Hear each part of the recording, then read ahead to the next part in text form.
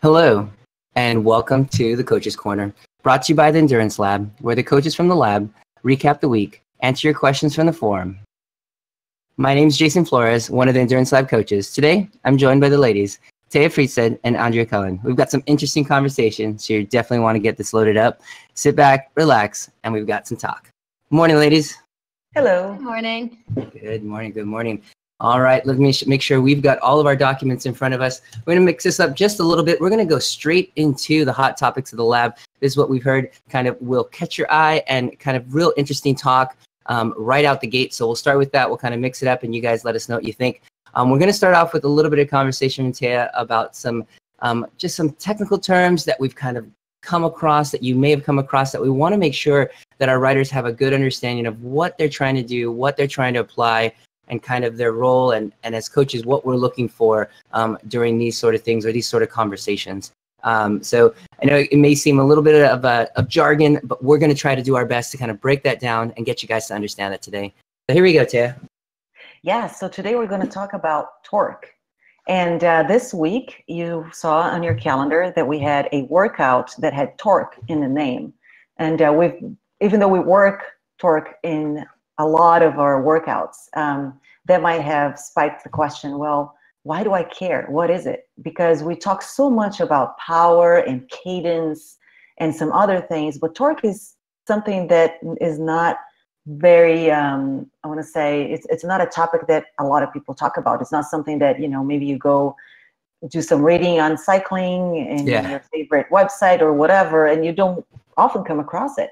And it is so important. So we thought we would bring that in today to give you a better idea of why that matters. So more like as I said, more like a car term that you'll hear from like your car, like horsepower and torque and kind of like that jump. So, but not usually something you say like, oh, this is my FTP and this is the kind of torque I do or something like that. Yeah. That's right. Yeah. And in fact, when I first started using Today's Plan, for example, I use Training Peaks and Today's Plan for tracking my workouts. I saw Today's Plan a couple years ago that there was measurement of torque. And I started thinking to myself, wow, why do I care about the torque on my intervals, etc.? So here we go. Basically, torque is the amount of force that you push onto the pedals during each pedal stroke. So if you think about the relationship with power and speed, power is a product of torque and speed, which is cadence. So therefore, you improve your torque and your ability to produce, and you're able to produce at the same cadence, you will, so if you, excuse me, I'll take that back.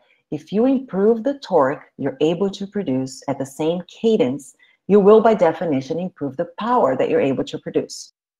So in other words, applying the correct forces or correctly oriented forces onto the pedal, which is your pedaling technique, is a major component of good performance and skilled performance on the bike. So how you distribute the forces on your pedal stroke. So you might have noticed, for example, that sometimes you're pushing really hard on your pedal. So let's just think about how your legs feel. We think about watts as typically power, but really you should be looking at torque. So thinking about as you're doing your pedaling, right, you're pushing hard. And you might notice that sometimes you're pushing hard and the watts aren't that high, but sometimes you're pushing relatively easy. It feels easy on your legs and you're producing more watts. A typical example is when we have those intervals where we say go at a VO2 interval at 100 RPMs. So let's use an example, 250 watts. So 250 watts at 100 RPMs is going to feel very different than 250 watts at 50 RPMs on your legs. So the fact is, what you're feeling in your legs is not the actual watts. You're feeling the torque, which is the approximate measurement of force that you're pushing onto the pedals. So the sport of cycling, right, there's a widespread mistaken belief that watts is what measures strength.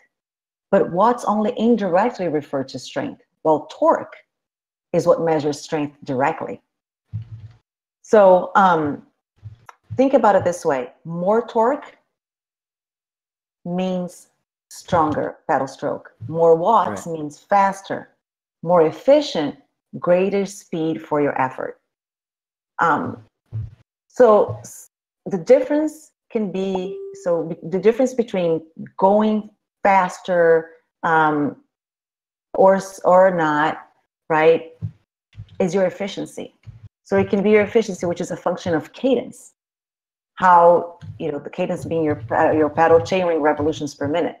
So it all depends on your skill when you're pedaling. Torque is the output, torque is the input, because that's the force you're pushing on, and watts are the output. So once you understand the two measurements and how they interact, then you start to think to yourself, okay, my goal in training is to have more torque, because that's your power, but also deliver that power in the most efficient way possible. And this is where the skills comes in terms of how you're pedaling. How do we implement that in our workouts in the lab?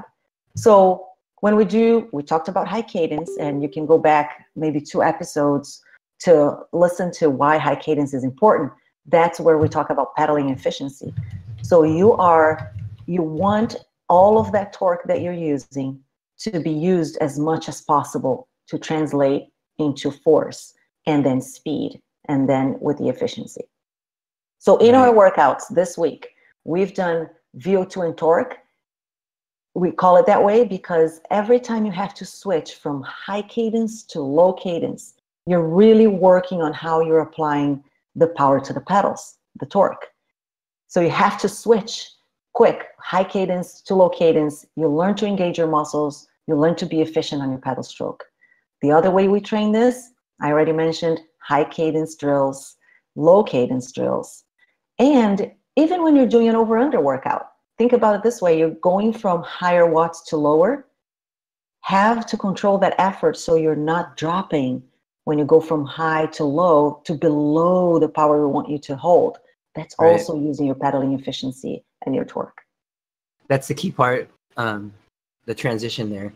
When you go from that different power levels, for that example, dropping down and making sure that you are catching that and not letting the power just completely drop. So super important there. Echo.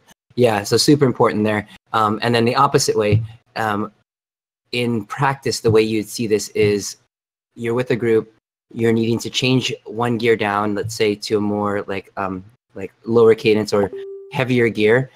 And you start with that, the cadence comes down a bit. But instead of continuing to change gears, what we're asking you to do is to be able to change that gear.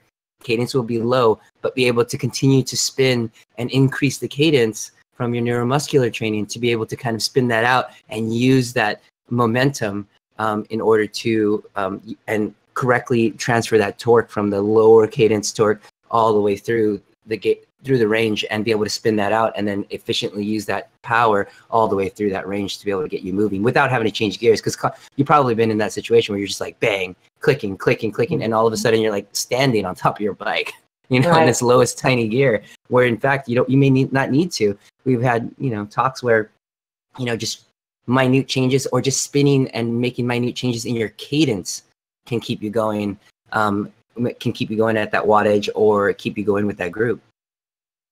Yeah, it's all part of that neuromuscular connection. So as you work on your pedaling efficiency, you're working your torque at the same time.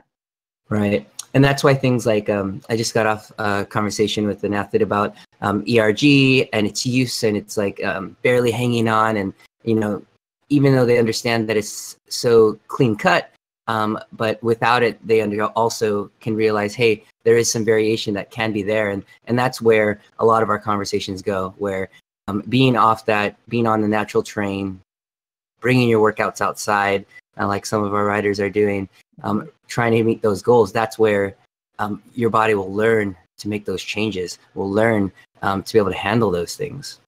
And a quick comment there about doing your workouts outside, which, a lot of the workouts here in the lab are completely doable outside. If you have good stretches of road, you can really feel how you're pedaling, and also you can really work with your body positioning, because that can be, when you're in a trainer, your bike is fixed, it's not moving underneath you.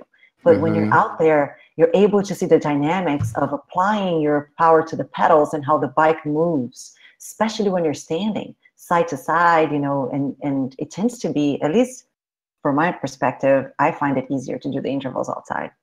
Oh yeah, definitely, with a little bit more freedom there, being able to put English on the bikes. And then one thing that I do have a lot of riders work on, for example, you're climbing, and the group that you're with, there's all different speeds, right? You can drop back a group and be able to transition yourself, let's say, from standing to sitting, and trying to keep that same wattage and stay in that same range, or going from a lower gear and even and then switching to a gear to lighter, and kind of just trying to really get your body to have those fine tune to be able to hold that, whether it be like that 220, just keep that 220 no matter what you do, no matter what gear it is, you're still holding that 220.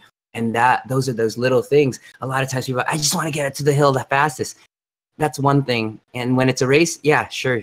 But when you're there, and let's say you're with friends, and nobody likes to ride a hill on its own, you could actually get something way more out of it when you're out there. And when I have this conversation with riders and groups, they're like, wow, there is something else. And yeah, it's super important.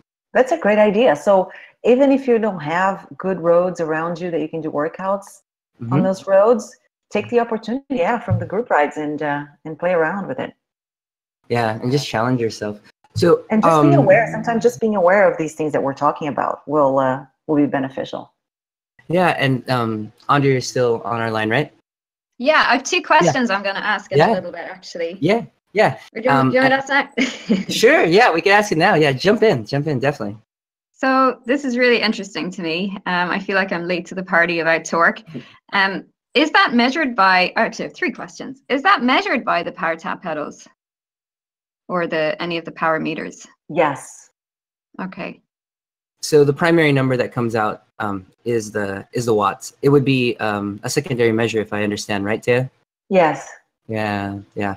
So you would get it in your analysis, and then obviously you can use that and kind of see, because it's an instantaneous number that levels off, right, as your cadence increases. But you can look at that, and so on intervals or on initiation of intervals, you can go back and look at data and be able to find out how it was applied and how efficiently it was applied versus this huge bump, like huge leap, and then a drop off versus this constant application. So like in car world, you want a nice application so that the car can continue to move forward as quickly as possible. And you can get a high amount of torque, and then the tires would spin and the car would actually not be moving, but you've got a high amount of torque then to get you going. You want to be able to apply the most amount to make the car move, but then continue to apply that to keep yourself efficient and moving forward. Okay. Question 2. I'm throwing them at you here. It would seem to me that our work off the bike on neuromuscular function and movement patterns, so that you have smooth technique, and also making sure that there's no impediments to that movement through like tightness or stiffness or stuff like that, would seem important. Yeah, and definitely can be a limiting factor. You're talking about being able to movement, hip hinge, being able to have those neuromuscular connections kind of off the bike. You're thinking, was that what I got? Yeah, so like I would do work regarding running and I've only just started on neuromuscular function and making sure that the firing pattern is right with my glutes and my hamstrings, and not to be compensating the wrong ways.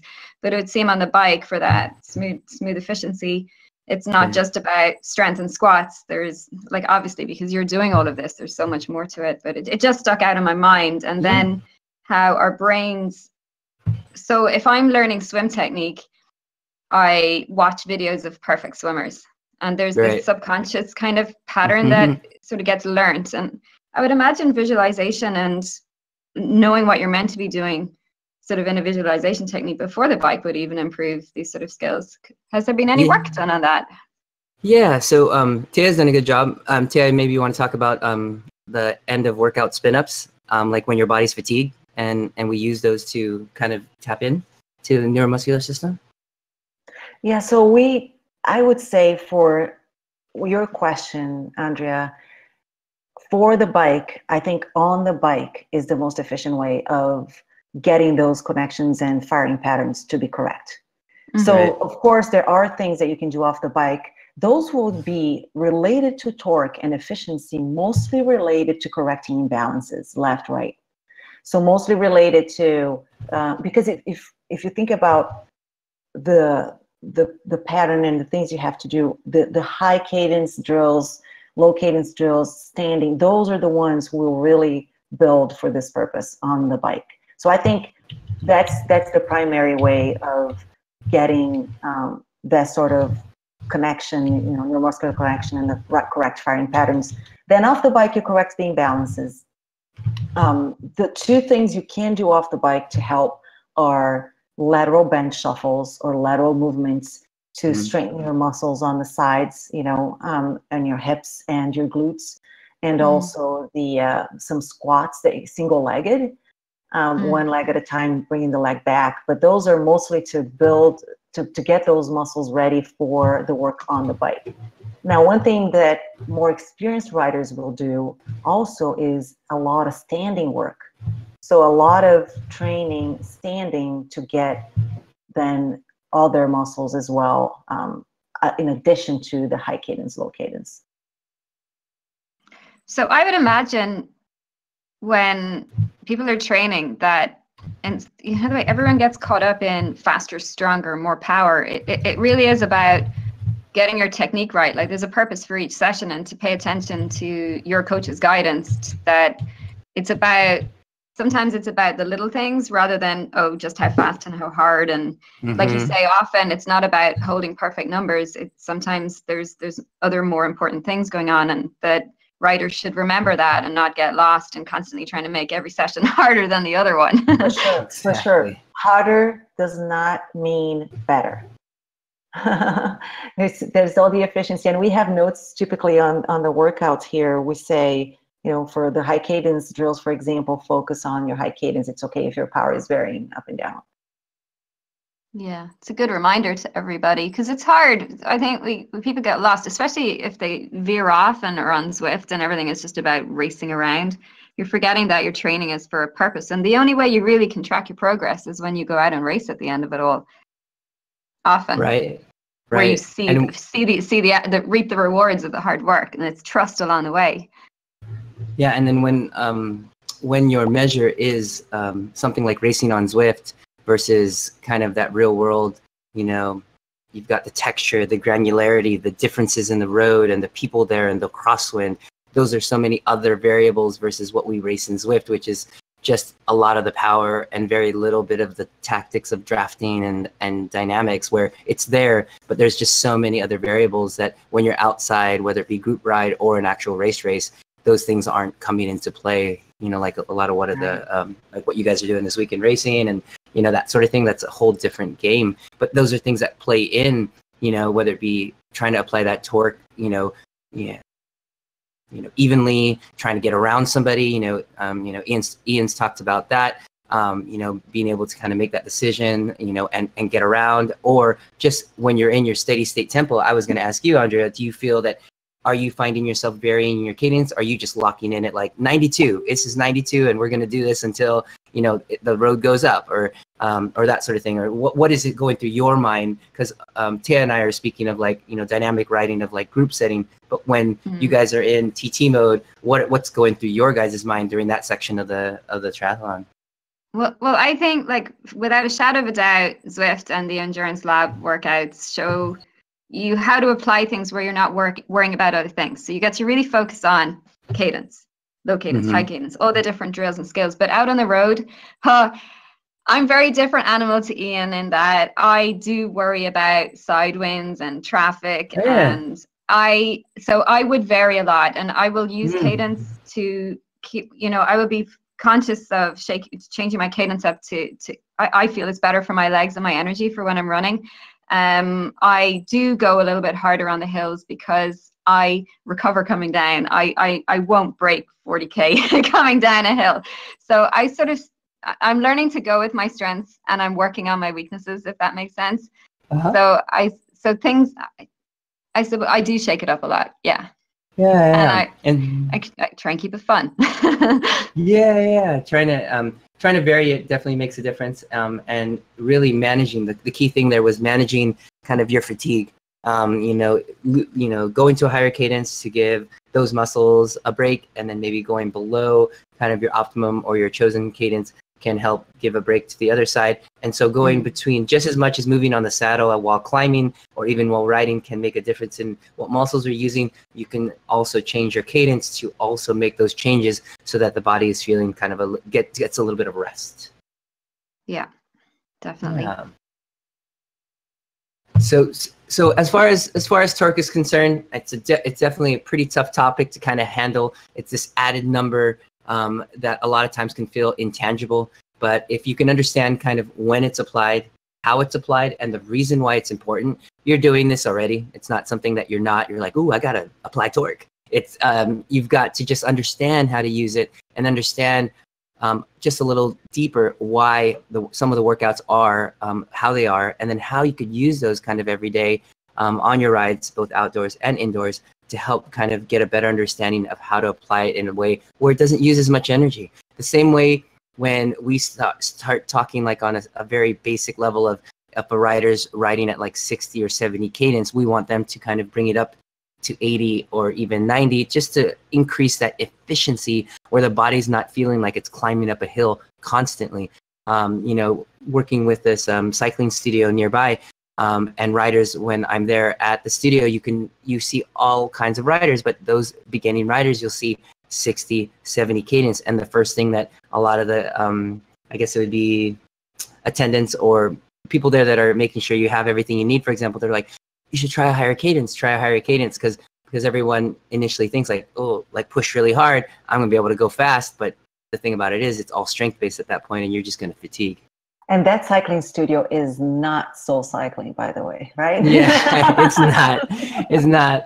It's also the studio we have is actually it's 10 stations that have kickers and full 40-inch screens with Road Grand Tours, with Zwift, with Virtugo. You can choose what you want to do. You could load workouts and that sort of thing. And so it's a super fun place. It is here in California, so it's funny, like, oh, that'd be odd. Why don't you ride outside? But when it's 110, or you know what? This is how we call it. When it's not 60 degrees and it's like 55 or 65, nobody wants to go outside. So everybody just... So spoiled. Yeah, unfortunately we are. And so, but it is nice to be able to go to a place where, the bottles are handed to you, your towels are handed to you, you're asked like, oh, do you need the fan to be turned up? You want us to turn the second fan on? It's kind of nice to not just be in this pain cave of a garage or a room where it's just you and your monitors, right? Wow. Yeah, it's a nice place. Yeah, that is one of my dreams, to have one of those. Yeah. I don't think it's too far off. So we'll have to have that talk. So yeah. So if there's any other questions about that, definitely let us know. It's something that you need to kind of absorb. So rewind that, bring it back to Taya's talk there, and questions. And definitely head to the forum at endurancelab.fit. If you have questions about this sort of thing, or just ask, and we could have some more conversations. Bring it back and kind of see how it's applied. And we could pull a couple workouts, kind of break them down maybe, and show what we're doing in different parts of the workouts and what we're thinking as we transition. And I think that'd be really interesting. So, okay, so looking good there. So we've got one other big topic here. Let me give it a quick intro, get all my notes up. So if you probably are streaming and or watching the Tour de France, and there's a bunch of stuff coming up. And right before, the week before, actually it all started, 4th of July to be exact, BBC Sports actually got an article out about the all-elusive Team Sky and Chris Froome actually dropping some data about not the Tour de France, but in fact, a little bit about the rider's food intake and nutrition that he used in order to win the Giro d'Italia. We're going to take a couple looks at this, not from the fact of exactly kind of what they went through and to break it down, what they did to win. We will talk a little bit about that, but more so kind of their approach and kind of what we could take out of when we get this kind of article. and what we would commonly take out and what we feel as coaches we should actually be looking at when we go through this sort of thing. So maybe we can kind of just have an open conversation. I'll leave some gaps here for Andrea and Taya to kind of jump in and what they kind of got. We'll start off with kind of with first look at this kind of clickbait sort of thing. What were you ladies kind of thinking as this came across and it came out at the beginning of the week or middle of the week last week? The first thing that came to my mind was carbs. Yeah. Because there was so much talk of, Team Sky, everybody's low carb, all they do is low carb. So that was the one thing that jumped out at me, which if you asked any reputable nutritionist, dietitian, in sports, they knew all along that there's no way somebody can be in a tour without carbs. So yeah, and I think it was a kind of a smoke and mirrors, like a type of thing where they wanted not even they, but it was just twisted that way, you know. I mean, looking at even at the first link, and we'll include the links here that we're looking at. There's a couple PDFs included, some hidden links. There's a great podcast attached to it all as well. But looking at just this recovery drink, you're looking at 430 grams of carbohydrates as a recovery drink. With a combination of, I can't imagine, and putting this in, you're looking at a bunch of Haribo, which is essentially gummy bears. It's got 400 grams of rice, and 400 grams of rice is an obnoxious amount. So you're looking at a cup being about 60 to 75 grams. So you're looking at 5, 6, 7 cups of, like, that's the whole rice cooker, Taya. Like, you'd have to just eat that after you got it. Pretty much. It's rice cooker capacity right there. It's close because I think our cookers go to about 5 or 7 cups depending on how we're cooking it. Yeah. And then you're looking at some smoothies and things like that. But then we could talk a little bit about how quickly you could even absorb food like this. So this has got to be over time. So when you look at kind of the notes, this is like over 4 hours. So this is all not in one sitting. Because the body really can only take about 60, maybe 90 grams for carbohydrates. And then, and we could talk a little bit about how we can quickly do that. But Andrea, what was your first kind of impressions when you saw this, and how many things did you want to throw around, or people you wanted to send messages to? Well, my first thought was nice distraction from everything else that's going on. We all would have not believed that he wasn't eating any carbohydrates. It's really interesting, and I think people need to be careful that they just don't try and copy this, because you have to bear in mind that his nutritionist has worked with him for 4 years, that they know his system, that this has been practiced. I think on one race day he had 96 grams per hour of carbs. A lot of people won't manage that without practice. Yeah. And I think, where do you start? You just start looking at what you've been doing. And then where do I need to go from there, and keep tweaking and improving and finding what products work for you. Also, it's a snapshot of racing. So like, I would look at this and think, gosh, there's a lot lacking there regarding, it's all the macros, and the goodness is sort of not in there because the stomach would not be able to tolerate much more than basic. So it's not something that we would want to take into our daily eating patterns, where we're missing out on a lot of our trace elements that are really important for health. And regarding him, for his asthma, he needs a lot of magnesium for airways. He needs a lot of antioxidants to quench free oxidative stress in the airways, given his condition, and a lot of things like that. So I think we need to look at it and go, wow, such detail. There's always going to be a small margin of error.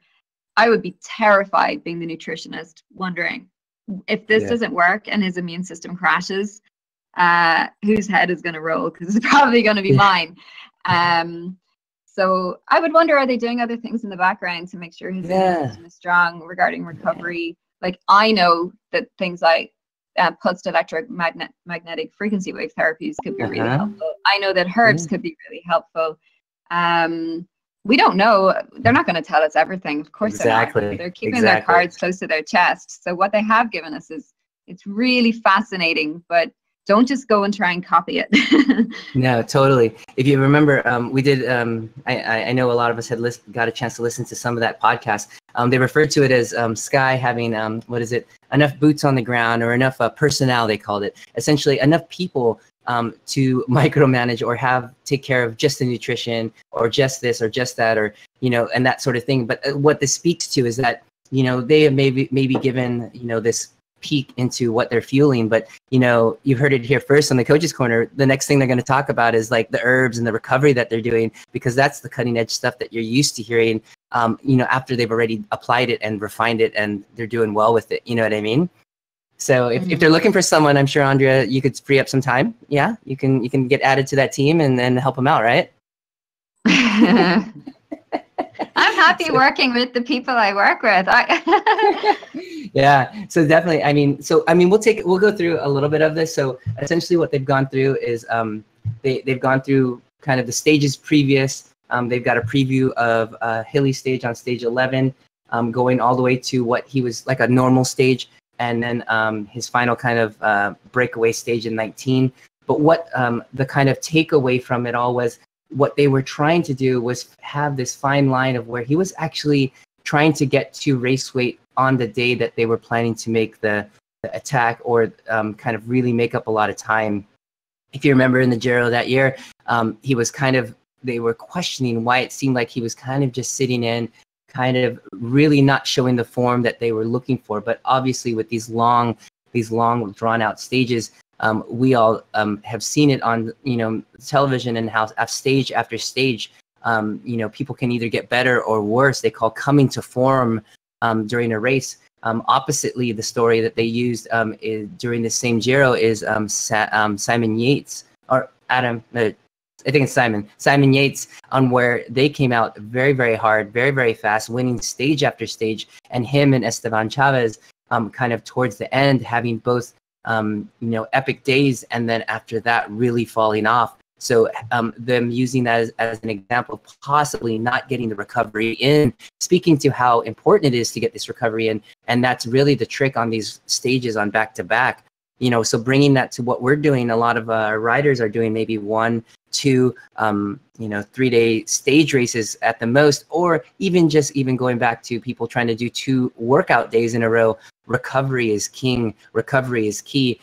You can't find yourself, trying to go out every day and still try to put efforts out and not being able to put the food in. So looking at kind of a normal day, through him, he was putting in, even in breakfast, you're looking at about 80 grams, about almost like a 2-to-1 ratio of 80 to 30 grams of protein, and then 80 grams of carb, right there, right off the gate. A lot of this is not looking super appetizing. I don't know if you guys can agree. It was kind of more eating for fuel versus eating for any type of taste. Yeah, they definitely shaved the fats right down necessarily to cut the calories, which, so again, if someone was to take those really lean, like all the egg yolks out and stuff on a day-to-day, he's probably not doing that outside of this window that we're seeing, because those fats are so important for an endurance athlete to create the hormones and the cell membrane and to support everything. So it's really interesting. Like they are shaving as much as possible. And do you think that there would have been days when they had him less glycogen loaded to save more weight and to try and rely on blood glucose on those stages? Yeah, I think so. So there's days like, let me go back. Let me see if I can get to that day. Or it might have been just what they were talking to. So they had, it's here. It's talking about weight. How, for the first 4 or 5 days of stages, they look at, it's a sprint stage. It's a summit finish, where he is actually just recovering well between stages. And they are dropping his caloric intake, 500, is it 500? Yeah, it was 500 calories per day, with the idea that he would get about 1 kilogram or more less weight by the time he got weight. So just finally getting him to still recover and still get through the 200 Ks per ride, but just getting that weight down to when they wanted to make that change, he getting down to be able to make that attack and be lightest as he can be on that day. So essentially, because our brain has a feedback mechanism that kind of has a knowledge of our glycogen stores and what's in the tank, and it wants lots in the tank to give you a lot of pace. So mentally, he's probably going through a whole world of pushing through what the body is trying to put the brakes on. I would assume, in like the strength of these athletes' minds, and that there must be a lot of mental work going on with a coach in the background to prepare him to feel just as strong in that mind-body connection on the days he's low as when he's high, if that makes sense. Yeah. Which is incredible to me, because we know it feels sucky if we haven't got everything in the tank when we want to go out and do something, or like our bodies and our minds know. So he's pushing through that. It's incredible. Yeah. And then doing, full stages in the Peloton and that sort of thing. And then so towards the end of that, once he does get closer to that race weight or closer to the days, then they start this heavy carb load where they're really pushing to push as much carbohydrate in for every single meal. When they look at the target plan on the day of, you're looking at high amounts. The numbers go from like the 80 that we saw for the breakfast to this 400 grams of rice, this 190 grams of carb for before in breakfast. So he would come in to a lot of them with just, what would be considered high for like workout or daily rides. But for him, putting 80 grams was actually on the lighter side, what they're calling as a medium target. But on the high end side, you're looking at for the breakfast meal alone, 190 grams of carbohydrates with still very little protein. You're looking at 31 grams of protein to really putting that in. Can you imagine how long it would take to eat 400 grams of rice, 4 pancakes with jam, a little green tea with honey, and then 4 eggs. I mean, 4 eggs is all mixed in there, but really just using this source of carbohydrates. But you could also see how they're using kind of more whole foods, slower digesting foods versus putting in like syrups and gels, or very things like maltodextrin or fructose really early on. Where you see this later on during the race, where they're putting in those sort of things, and essentially they talk about the mix of maltodextrin and fructose. And so this is where the sports science comes in, where you can get, there's different pathways of getting food in, right? Of getting carbohydrates in. There's a straight, glucose transport system, and there's also a fructose transport system. So when you've topped out, or your bodies have topped out in putting it through the glucose transport system, which it's through natural glucose sources, maltodextrin is split into 2 molecules essentially that use the same transport system. You could put in an added sugar source like fructose to be able to get more carbohydrates. And that's where you can really get up to that, 70, 80, 90 level amount. And that's where the science comes in, where you're using the body to its maximum and getting that in. That's how you could get up to the 90. Because otherwise, if you just had regular sources, you're looking at anywhere only from 30 to 60 from regular sources, as I understand it. Is that the same in your experience, Andrea? Actually, I was surprised to see only 2 sugars in there. Sorry, I'm just going to ask your Jack and Drip's site, because he talks about multiple transportable carbohydrates very often. And sometimes you'll see maltodextrin, glucose, and fructose. Fructose can cause gut issues in some people. Now, clearly they have tested and trialed this, and they know he gets on well with it. But when I heard them discuss the ingredients, I was like, oh, there's only 2. And it still has that. Yeah, so I was surprised by that. Yeah, so they are starting to use. If you remember, it was I think it's 1 or 2 Coaches Corner ago. We were talking about some of these new drinks that have really high amounts of carbohydrate sources, and then there are some drinks that have like really slow releasing carbohydrate sources that have like long chain carbohydrates to break down, even longer than maltodextrin. So they are actually playing with a little bit of that, and we don't know exactly the details of this essentially rocket bottle that he's got during his race, but it does have a high amount of carbohydrate. So whether it's just metered to this combination of different things that allows him to get it in, and the thing about it is, coming from SIS, Sports is Science, this drink, from what I understand, is also isotonic. So what that means is, a lot of times when you take gels, let's say, if to do it in a gel, you take 3 packets of gels. If you can imagine, if you take gels now, if you can imagine, open up 3 packets and put them all in your mouth right now, and how much water that would take to digest. So Sports is Science has made a drink or a gel that actually has an isotonic balance, meaning that it has enough other combinations in there that will help aid in the digestion of these carbohydrates. So there's a lot of science behind this. So their gels do that now. So their gels are about 2 or 3 times the size of a regular gel, because there are other components in there that will help digestion.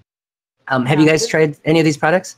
I use the Sports and Science gels all the time. The only I think downside of those in my mind is there's some artificial stuff in it. I know. That's a bummer. You know, I wish it was 100% natural ingredients. But I like them. I like the taste. But going back to all of these charts and the information that's being released, I think, not that I think, but I know that Team Sky has so many resources, right? They have the money, they have the resources. They've been working with Froome for so long, so they know the rider, they can do all of this. I have heard, and this is now a different perspective on all of this fueling and the information that's being released, that if you listen, for example, to the latest podcast from Tom Danielson, he gives his 10-minute overview of what he thinks the riders are going to do in the Tour de France and how he's seen the riders. Typically, a rider in the Giro, doing the Giro and the Tour are going to is a challenge, right? Because these are quote unquote back-to-back events, long stage races. And his opinion was that Chris Froome was not racing to win the Giro. He went to race for whatever reasons, right? There's reasons that you do it, but his event is the Tour, so he wasn't really putting everything into the Giro. So I wonder if any of this nutrition would be different in the Tour for him. Yeah, and so I bet you this was kind of like I would foresee it as like a setting up. Could we do this? How do we use this? Almost like a training thing, Could we keep him down and keep him kind of minimally fueled for every single ride to not really do a lot of attacks? And then could we turn it up on the days we want it, like get the result we wanted on those days? You know what I mean? Yeah. Almost like a dress rehearsal. Yeah. And so according to Fueling or the podcast that they had gone through, they were talking about how often he was getting in, and he was getting in whole foods. And so to speak to Taya's thing where, they were using gels later on, he was actually doing, rice cakes and things like that when you could. And in my experience, for example, we've got, the throwdown race over the weekend, the showdown, that sort of thing. Early on, people are chatting, you could eat solid foods. But when it gets to, the KOM sections, the final 5K, as you come in to enter that, there's no way you're unwrapping anything. So at that point, that's where those fuels come into play. And that's where you've got to find out, if you're on just group rides and you guys are kind of meandering through section to section, doing a KOM section, and then kind of riding through where it's not full pace, whole foods, real foods will work. When race fuel comes, essentially, is when you are stimulating some sort of race, that sort of thing. And that's where he's using that. And so the way they did this, if you haven't got a chance to go through the article, it's pretty interesting. So a lot of times when Chris Froome does this sort of thing, or he's on the break, he usually has his team car, any team. But even to back up, to not have to go back to the team car, they actually put on the call, on the climb, they put people with fueling every 2K up the hill to make sure that there was food that was measured, that he was going to be taking as he went, to make sure that he would end up at the line, they call it, with pretty much everything left out and the tank completely empty. And so that's how they were hoping to get him finished, to make sure he had the fuel. And then it goes to speak to, a lot of times we go out and riders will, try to do like the 30 or 60 grams of carbs per hour.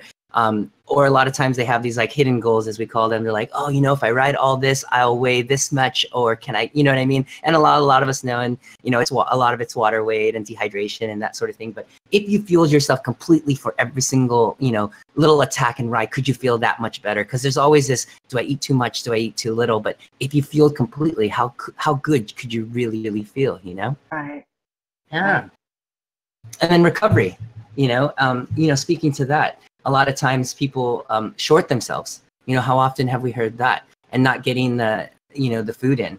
And this apart, and a question to Andrea as well is like, so for our riders, for recovery, obviously encouraging them to get the amount during a nice little window of the insulin sensitivity to get those carbohydrates in. Is this a time that riders should also be thinking about getting those vitamins, those minerals, that fiber back into their body, or should they be waiting kind of later on? What do you feel your approach is for kind of our everyday rider?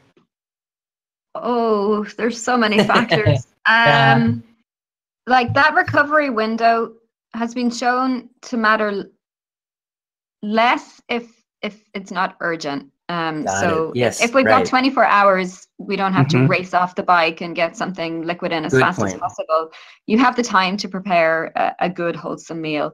If you have eaten your way through your session, you probably don't need to get stuff in instantly either and go with your appetite. But if you've come home nicely comfortable but a little bit hungry, then eat. But you do have time to prepare a nice balanced meal with good clean carbohydrates and protein and some fats. Now, the difference with Froome or someone that might be racing is that you have a shorter recovery, and recovery is far more important. So then you need to get in your quick recovery and probably eat again within the next 2 hours. Or if you have a second session in the day, then the recovery becomes more urgent. Right. So the key is exactly. Go ahead. It's asking yourself all of these questions, or for us normal mortals doing sport, you can end up gaining weight. And I see a lot of people will be trying to get in all the shakes and the food, and they don't understand why they can't lose body fat because they're just getting in too much. And the more we spike so insulin is a wonderful thing. It's really useful for helping us recover. But if we're constantly spiking it at the same time and we're taking in too many calories, then we're more prone to fat storage. Right. And so the base of that question has to do with the time. Do you have a workout in 12 hours? Do you have a workout in 24 hours? And if not, just getting a nice full meal, nice heavy on the protein to help recovery could be useful. And again, the other key that I heard there was if you're eating your way through the workout, meaning if you're 45 minutes into a 90-minute workout and you're fueling, then you need to get off the bike and do what? 400 grams of gummy bears, you know what I mean? Before your workout, that's going to be in 2 days, because that's when the next endurance lab workout is, right? There's. I was just going to say, I've been guilty of doubling up on the recovery. I've been guilty of getting out of the bike and having a protein shake with some banana, and then having a meal afterwards. 30 minutes later, it's like, wait. Over time, I realized, well, I think I'm doubling up on this. Right. Yeah, it's so interesting. Yeah. So with this, Go ahead. So you think what? Where it's always good just to get someone to look over what you're doing and help you tweak it. I think it can, because it's working to what you're doing, but just putting the tweaks on to make sure you got it optimal. And I think too sometimes we should be getting a little bit hungry. We've got it drilled into us that we need to eat all the time now, and it's not very natural. And I think for certain times of our season, we should be letting ourselves go a little bit hungry, that we're going to improve our fat efficiency. And we have a little bit of leeway with that to do so. It all depends on where we are in the season, where we are in the week, what we're doing, and just kind of getting yourself to think about these things. Right. And this is where the help of nutritionists, coaches, that sort of thing, being able to reach out to people and those services is useful, as we're seeing teams reach out more and more and try to get those nutritionists to be able to help their riders, or in the case of for Team Sky, they have them on salary. They're there all the time, every race. But for other teams, they don't have as much. Obviously, we've heard of how imbalanced it is as far as how much funds go towards Team Sky and making that work. Other teams may be just doing what they can and fueling themselves and making sure that they get what they understand. But you know what? A lot of these things, at least on this plan for fueling, on the fueling basis, those are available.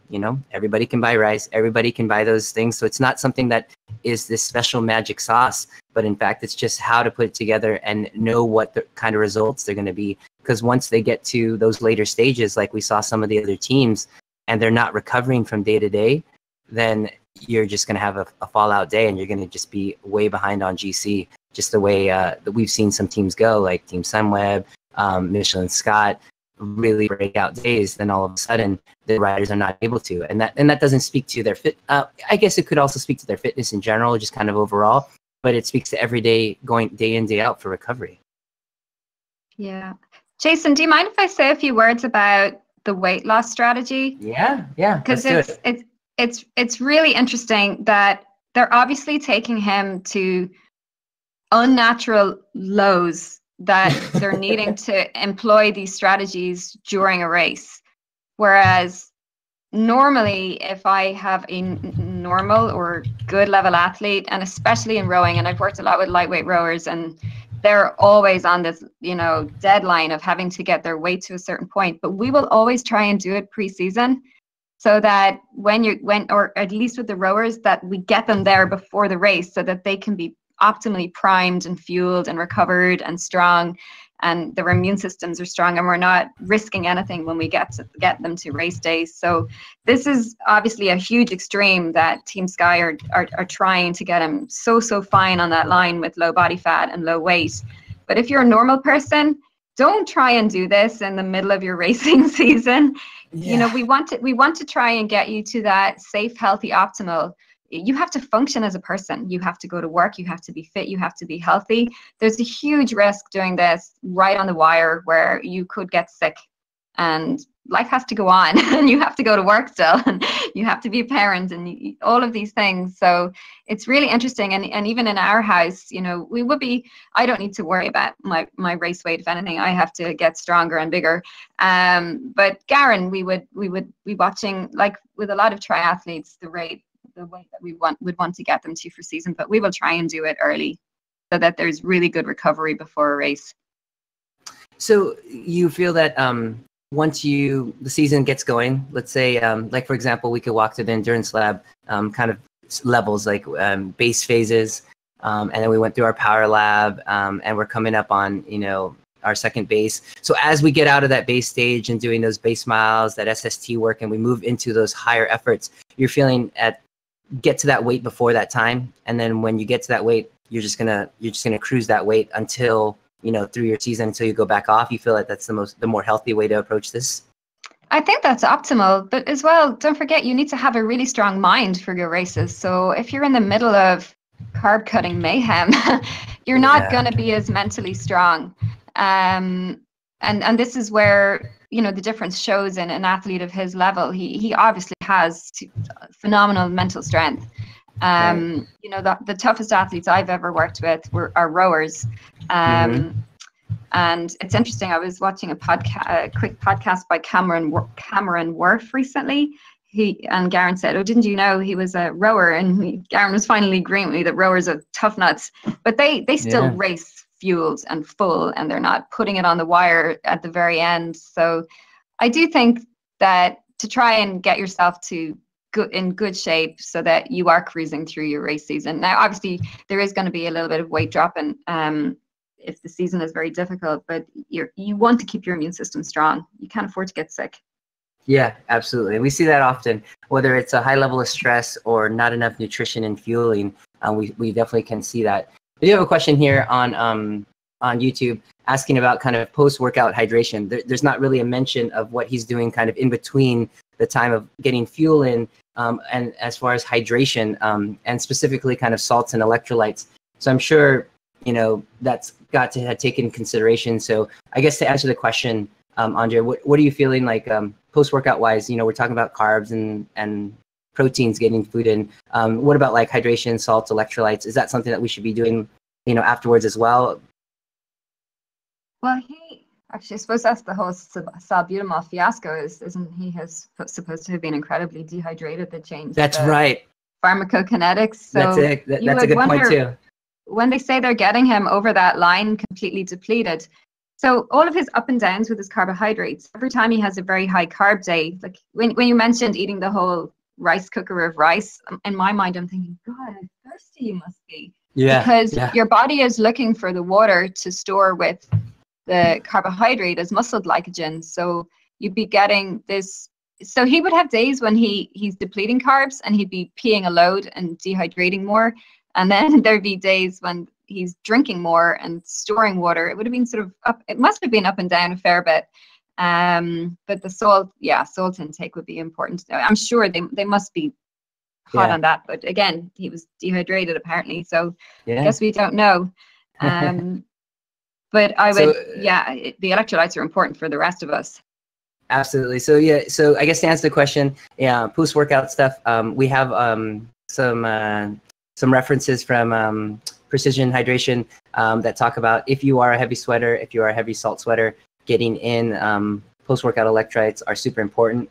And there was some talks here about a form that they were looking at. I think there may be a photo of it where it talks about there it is, PL. So they're talking about specific gravity. Essentially, they're having riders pee on strips that will tell them kind of their hydration level versus just the color, but actually looking at the specific gravity of urine to be able to tell if a rider is coming on or off the stage hydrated or not. So that is the kind of the science behind all of that. And then I guess kind of branching off to the talk about kind of the case with Chris Froome and the salbutamol case, he was, from what we're finding or what we're hearing, is that he was severely dehydrated. But when the actual test was made, and Andre, you can correct me if I'm wrong, as I heard, was that when the test was made, it was actually done, or the numbers were compared to for swimmers. So that amount that they were looking at were fully hydrated athletes, not dehydrated athletes. And in fact, the science people and the investigators, and this is one of the reasons why it was essentially thrown out later on, or they couldn't follow it, was that he said that it doesn't work for him, and that the science has been they have made a mistake, which is crazy. You know what I mean? But which is, I think it's good. I mean, if a scientist can say, you know what, going back, I don't think it applies to this.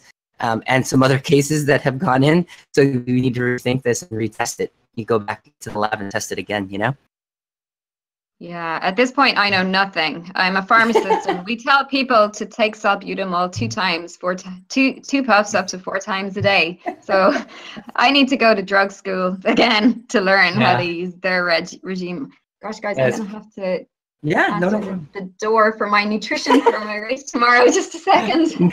No problem. Yeah, so really great talk today. It's just pretty much a conversation piece that we kind of wanted to bring up, and just to talk about kind of the takeaways and this sort of thing that we see, and the knee-jerk reaction that you could get very easily to when you see this sort of thing online. So this is something that was very kind of on the line. You need to be careful and kind of using these examples. We see this all the time. So just go with kind of the things that we talk about, sound, round, whole food nutrition, getting yourself fueled, and taking care of your body, taking care of your immune system, making sure you're getting the vitamins, the minerals, things that you need in to kind of fuel your workouts and really enjoy it. We don't do this as work. We do this for a hobby. We do this for pleasure. And so just understanding that and taking care of your body. So we'll wait for Andrea to get her box back, and her nutrition is for the race that she's racing this weekend. Taya, do you have any upcoming races? What do you have going on coming up? I do have, I'm going to be racing 2 of the Intelligentsia Cup races, 1 road race and 1 crit race next week. So that should be nice. exciting. Super exciting, super exciting. All right, we got a couple things to wrap up here before we go. We're going to talk a little bit about what we did this week in the lab. I'm going to go ahead and do Ian's part. I don't have a report for the multi-sport side, but I do have the strength side. We did leg crushers, core yoga Tabatas, and the full body Tabatas, which are all just things that we are maintaining, making sure that we are getting the work in, making sure that you are maintaining that core, maintaining that strength all throughout. So you'll find that on the heavier weeks of road and ride workouts, that you also get these workouts. Leg crusher is a killer, and making sure that you maintain those stretches, the stretches for cyclists, and also just kind of your daily 15-minute routine, which it seems to be is getting a lot of views. And I was kind of telling my wife about it, and she said, "Oh, I gave it to my mom group. Looks like a lot of them are really enjoying Taya's video." That's fantastic.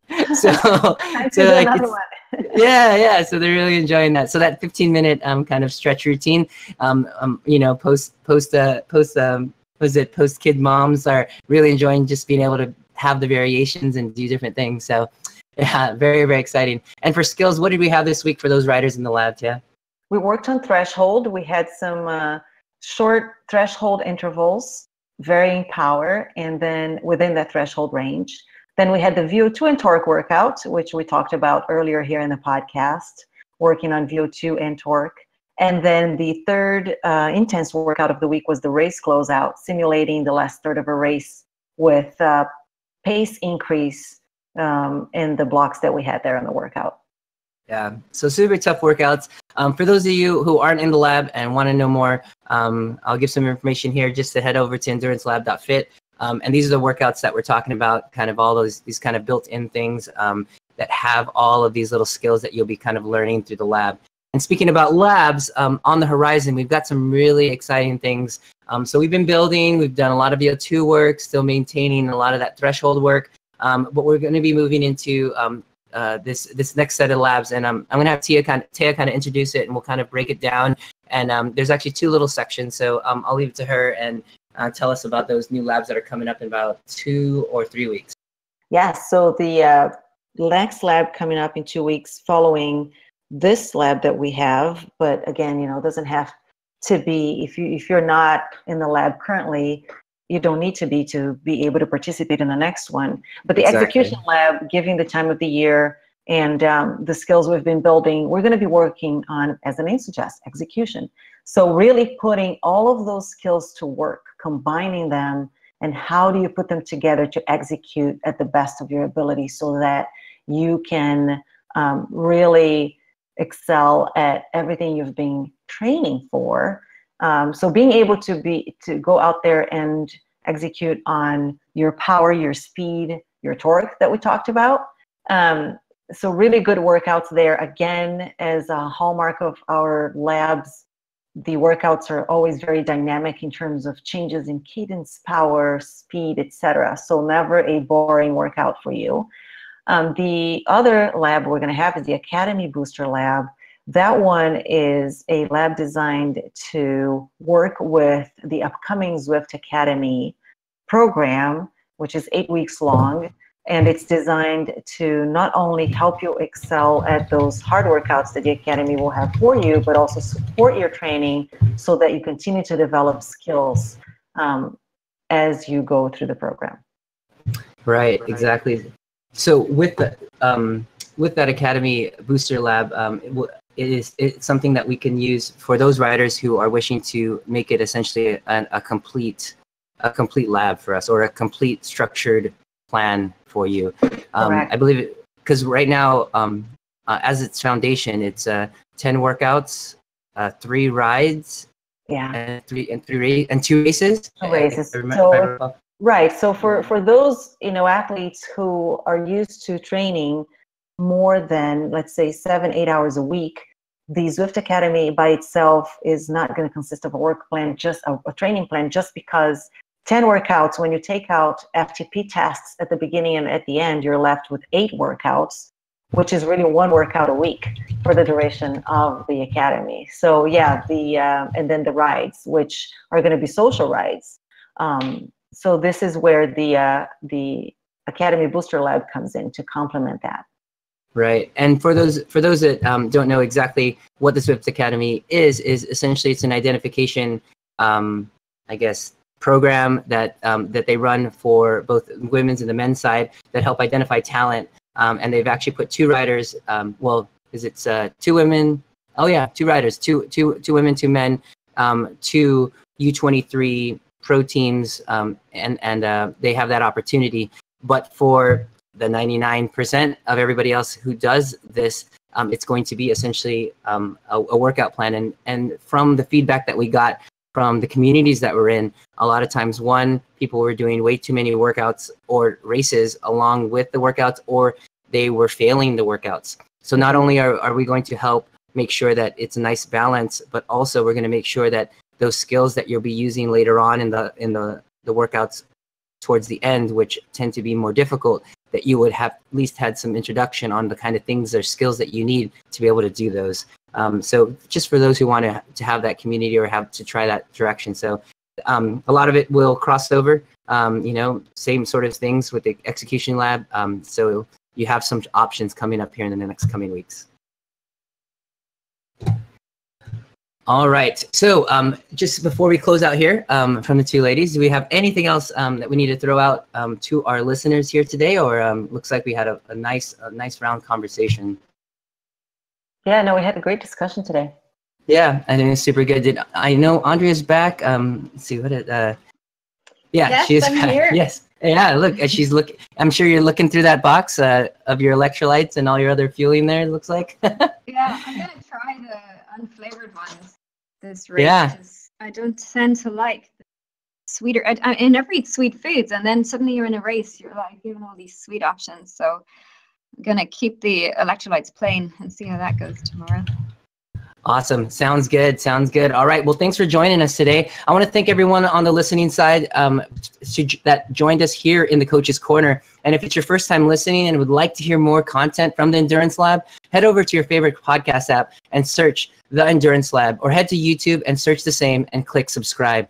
For more information when the next lab is, head over to endurancelab.fit to learn where you can join us to train smart, learn more, and get results. We'll see everybody next week.